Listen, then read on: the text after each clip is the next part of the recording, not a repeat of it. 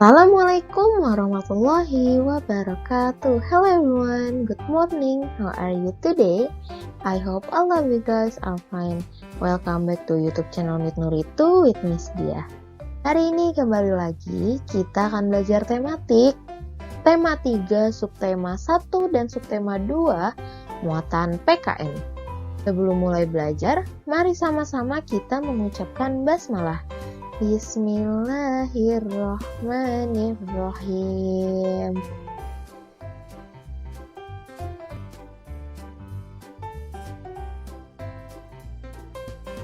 Hak di rumah, di sekolah, dan di masyarakat. Hak adalah sesuatu yang harus diperoleh setiap orang sejak lahir. Misalnya, nyaman saat belajar di rumah merupakan hak yang diperoleh di rumah. Belajar dengan nyaman di sekolah merupakan hak yang diperoleh di sekolah, dan ikut serta dalam kegiatan kerja bakti merupakan hak yang diperoleh di masyarakat. Contoh faktor-faktor yang mempengaruhi penggunaan hak. Yang pertama, di lingkungan rumah. Di lingkungan rumah itu ada faktor kemampuan ekonomi keluarga, aktivitas orang tua, dan aktivitas lain di rumah. Dan untuk di lingkungan sekolah ada faktornya yaitu waktu belajar, waktu bermain, dan aktivitas lain di sekolah. Dan untuk di lingkungan masyarakat ada faktor kesadaran dalam menjaga kebersihan, faktor usia, dan faktor kesadaran masyarakat dalam menjaga keamanan. Penggunaan hak yang bertanggung jawab. Hak harus digunakan dengan bertanggung jawab agar tidak merugikan diri sendiri maupun orang lain. Hak biasanya baru diperoleh setelah kita melakukan kewajiban. Misalnya, Dedi sebagai siswa berkewajiban belajar dengan tekun di kelas. Hak yang diperoleh adalah Dedi dapat memahami pelajaran yang dipelajari di sekolah.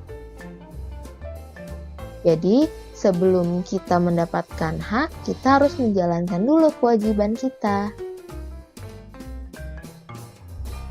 Nah, selanjutnya contoh lain dari kenapa kita harus melaksanakan kewajiban dulu sebelum mendapatkan hak, yaitu yang selanjutnya adalah kewajiban kita mematikan saklar saat listrik selesai digunakan, lalu kita akan mendapatkan hak. Haknya yaitu kita dapat merasakan tagihan biaya listrik lebih murah.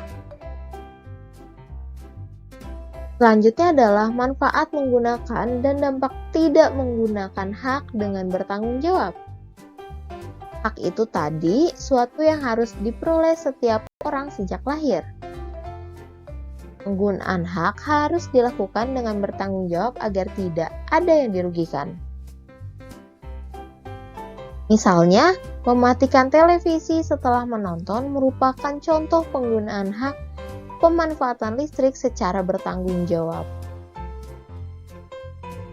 Selanjutnya, kewajiban anak di rumah, di sekolah, dan di masyarakat. Setelah tadi kita membahas tentang hak, selanjutnya adalah kita membahas tentang kewajiban. Penggunaan hak harus diseimbangkan dengan pelaksanaan kewajiban. Jadi, kewajiban adalah sesuatu yang harus dilakukan dengan penuh rasa tanggung jawab. Kewajiban anak di rumah. Yang pertama, menghormati orang tua. Yang kedua, merapikan mainan setelah dipakai. Yang ketiga, menjaga kebersihan rumah. Yang keempat, mematikan peralatan listrik setelah digunakan. Dan yang kelima, merapikan tempat tidur setelah bangun tidur. Selanjutnya, kewajiban anak di sekolah. Yang pertama, menaati aturan di sekolah. Yang kedua, memperhatikan guru yang sedang mengajar. Yang ketiga, melaksanakan piket kelas. Dan yang keempat, membaca di perpustakaan dengan tenang. Selanjutnya, beberapa kewajiban anak di masyarakat. Yang pertama, menjaga fasilitas umum, mengikuti kerja bakti, mengikuti jam belajar masyarakat, menggunakan fasilitas umum dengan bijak, dan membuang sampah pada tempatnya. Selanjutnya, dampak tidak melaksanakan kewajiban terhadap hak orang lain. Kamu telah mengetahui tanggung jawabmu dalam melaksanakan kewajiban-kewajiban di rumah, di sekolah, maupun di masyarakat. Kewajiban-kewajiban tersebut harus dilaksanakan dengan baik agar tidak ada hak orang lain yang dirugikan. Berikut dampak tidak melaksanakan kewajiban sebagai pelajar. Di sini ada kewajiban pelajar itu adalah menaati aturan sekolah. Dampaknya jika tidak melaksanakan kewajiban adalah suasana kelas menjadi tidak nyaman. Nah, terus ada kewajiban memperhatikan guru saat menerangkan pelajaran. Dampaknya tidak melaksanakan kewajiban tersebut adalah tidak memahami pelajaran dan mengganggu siswa lain. Terus ada lagi kewajiban pelajar melaksanakan piket kelas, dan dampak tidak melaksanakan kewajiban tersebut adalah kelas menjadi kotor dan tidak nyaman.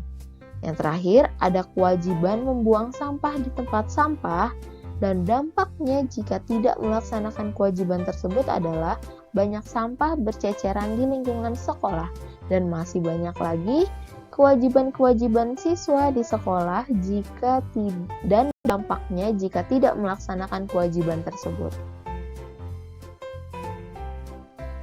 Nah, selanjutnya, manfaat melaksanakan dan akibat tidak melaksanakan kewajiban secara bertanggung jawab. Kita harus melaksanakan kewajiban dengan penuh disiplin dan tanggung jawab. Jika tidak disiplin dan tanggung jawab, kita akan merugikan diri sendiri serta orang lain.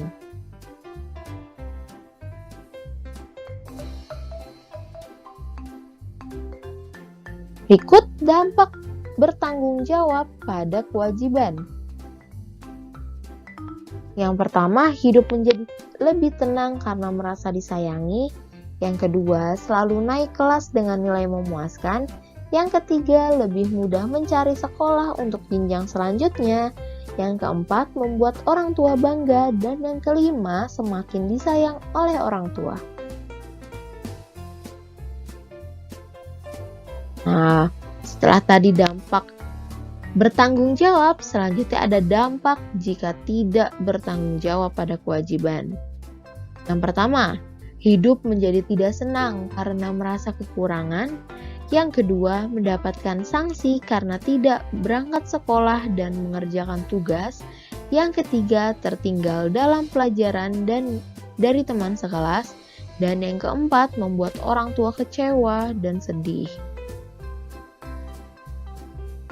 Selanjutnya, manfaat melaksanakan kewajiban. Yang pertama, membuat orang tua bahagia. Yang kedua, melatih kedisiplinan dalam melaksanakan kegiatan sehari-hari. Yang ketiga, hidup menjadi lebih baik dan teratur. Oke, that's our lesson today. Thank you all for your attention. Kalau ada yang masih bingung, bisa langsung tanyakan ke Miss Dia. Kurang lebihnya mohon maaf. Mari sama-sama kita tutup pembelajaran kita pada hari ini dengan mengucapkan hamdalah.